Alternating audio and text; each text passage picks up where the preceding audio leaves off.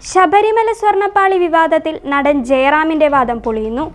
15 minute മാത്രമാണ് സ്വർണ്ണപ്പാളി തന്റെ വീട്ടിൽ വെച്ച് പൂജിച്ചത് എന്നായിരുന്നു ജയറാമിന്റെ വാദം. എന്നാൽ ചാനലുകൾ പുറത്തുവിട്ട ചിത്രങ്ങളിൽ വലിയ പൂജ നടന്നുവെന്നത് വ്യക്തം. സ്വർണ്ണപ്പാളികൾ ദ്വാരപാലക ശില്പത്തിൽ ചാർത്തുന്നത് പോലെ അടുക്കി വെച്ചായിരുന്നു പൂജ. വീട്ടിൽ പുഷ്പാലങ്കാരവും കുരുത്തോലലങ്കാരവും നടത്തിയിരുന്നു. സ്മാർട്ട് ക്രിയേഷൻസ് ഉടമ പങ്കജ് ഭണ്ഡാരിയും പൂജയിൽ പങ്കെടുത്തു.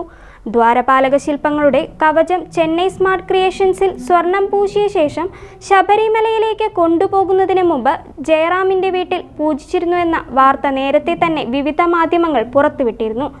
ഇതിന് പിന്നാലെ ജയറാം പ്രതികരണവുമായി വരികയായിരുന്നു. വളരെ കുറച്ചു നേരം മാത്രമായിരുന്നു തന്റെ വീട്ടിൽ പൂജിച്ചതെന്ന് ജയറാം വ്യക്തമാക്കി.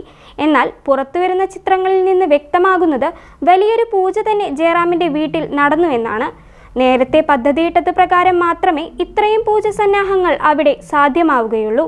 ഇതിൽ നിന്ന് വ്യക്തമാകുന്നത് ഉണ്ണികൃഷ്ണൻ പോറ്റി പോകുന്ന വഴിക്ക് ജയറാമിന്റെ വീട്ടിൽ കയറി കുറച്ചുനേരം പൂജ നടത്തുകയായിരുന്നില്ല എന്നതാണ്. തന്റെ നേരെ സംശയമുന വരും മുമ്പേ ജയറാം ഉണ്ണികൃഷ്ണൻ പോറ്റിയെ തള്ളിപ്പറഞ്ഞതായിരിക്കാം എന്നാണ് സോഷ്യൽ മീഡിയയിൽ ചർച്ച. പൂജയ്ക്ക് ഉണ്ണികൃഷ്ണൻ പോറ്റിക്ക് കാശൊന്നും നൽകിയില്ലെന്ന ജയറാമിന്റെ വാദവും അന്വേഷണ വിധേയമാക്കണമെന്ന ആവശ്യവും ഉയർന്നിട്ടുണ്ട്.